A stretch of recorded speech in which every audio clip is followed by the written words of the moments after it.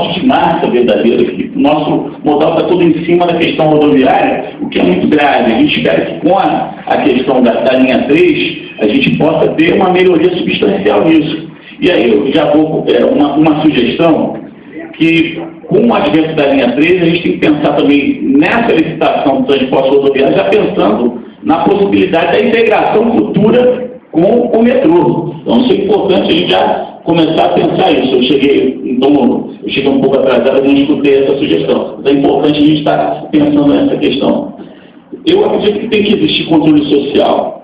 Então, eu espero que o edital possa contemplar que a população possa saber, efetivamente, quantos ônibus vão ser destinados para cada linha. Isso é importante a gente saber. E esse número a gente tem que ter acesso. Acho que isso pode ser, na Secretaria de Transporte, no site da Secretaria de Transporte, o número de ônibus por linha. Tem que saber quantos carros cada linha tem, né? E quais carros são, inclusive, qual a numeração dos carros. Isso é importante. Emplacamento dos veículos. Os veículos que vão atender o transporte coletivo de São Gonçalo têm que ser emplacados aqui. Isso é importante para a questão tributária, arrecadação do município, IPVA. Isso, a gente possa receber a metade dos recursos do IPVA. Então é importante que isso esteja no edital.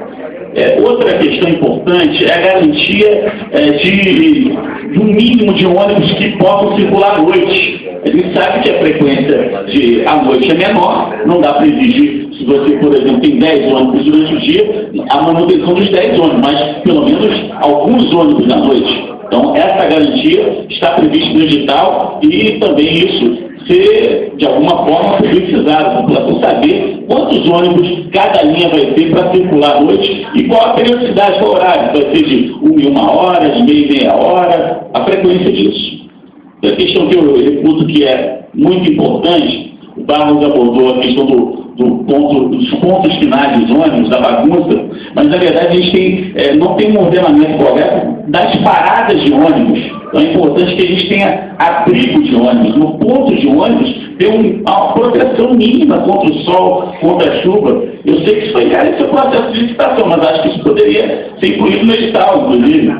Já está mobiliário urbano. Então isso é importante, que nos pontos de ônibus a gente tem abrigo, porque é frequente a gente perceber a dificuldade das pessoas em esperar aguardar o ônibus ao relento. Então, isso tem que ser garantido.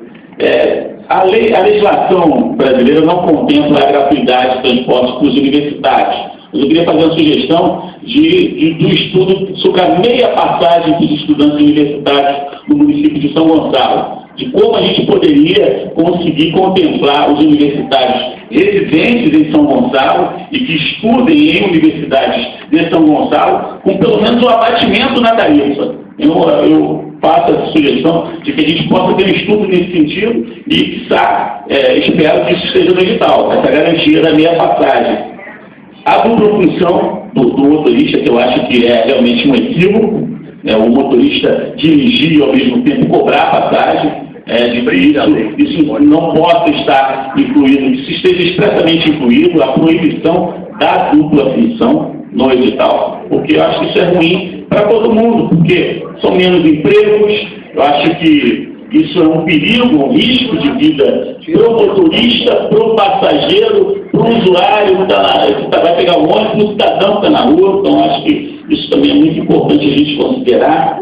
O Romário abordou uma questão que acabou passando despercebida, mas eu quero reforçar, que é a tarifa diferenciada por trecho. Isso já aconteceu aqui na cidade. Há muitos anos, você tinha isso. Então, a pessoa pegava um ônibus lá em Santa Isabel e vinha para Alcântara, ele pagava o preço. Se ele seguisse para São Gonçalo, ele pagava outro preço. Então, estudar para ver se isso é possível dentro dos sistemas de transportes que a Secretaria de Transporte está pensando, se há possibilidade dessa tarifa diferenciada, tendo em vista a extensão territorial do município. Então, porque eu acredito que uma pessoa que vai pegar um ônibus em Santa Isabel e que vá, por exemplo, para o bairro de Neves, ele, na verdade, ele vai andar muito, né? Então, talvez a passagem poderia ser um pouco mais cara do que aquela pessoa que vai pegar o ônibus em Santa Fé e vai até o bairro de Pacheco. Né? Ao fim do tempo da tarifa diferenciada, das fichinhas, né? Das fichinhas. Tinha aquelas fichinhas, né, coloridas que representavam a tarifa diferenciada. E deixa eu ver aqui que eu anotei, a questão da gratuidade. Eu acho que já foi afirmado que o edital vai contemplar a gratuidade em qualquer espécie de ônibus, seja uma porta, meia porta, duas portas. Então, eu achei importante, porque publicamente há garantia do secretário de transporte, do procurador, de que isso vai ser contemplado no edital. Então, se isso vai ser contemplado, porque quando você licita, o licitante vai aderir às normas do edital. Então, se isso está lá no edital, o que vai vincular o serviço é o que está no edital. O edital é a lei em 3 partes. Então, se está no edital, isso vai ter que ser cumprido depois pela empresa. Então, depois ela não vai poder reclamar, vai poder dizer, porque fere o equilíbrio econômico financeiro do contrato. Não, porque está no edital. Então, ele já está sabendo. Então, é importante isso estar no edital. Eu fiz até um projeto de lei ano passado, garantindo, incluindo dentro do edital a questão da gratuidade, mas houve esse compromisso do governo de que o edital constaria. Então, é importante esse compromisso público.